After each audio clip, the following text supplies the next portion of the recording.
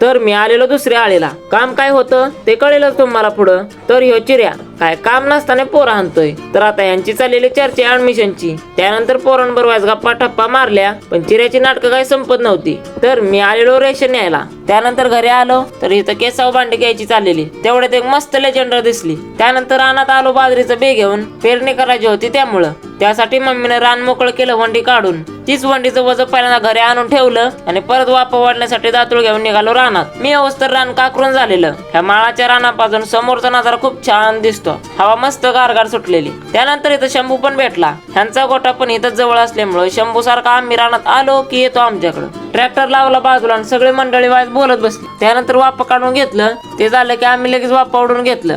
एक ट्रॅक्टर काकराय आणि एक ट्रॅक्टर वापा काढाय, बरोबर नियोजन लावलेलं. त्यानंतर आता दुसऱ्या रानात पण जायचंय पेराय. आमचं दुसरं रान तर गवताने गच्च भरलेलं. चालू मध्येच जमल तेवढं गावात गोळा केलं आणि इथलं पण वापा ओढून चाललो तिसऱ्या रानाकडं. तिथं ट्रॅक्टरने रनिंगच्या ट्रॅकवरच गोल काकरून सुरुवात केली. तिसऱ्या रानाची पण पेरणी झाली. आज टोटल 3 वावराची पेरणी केली.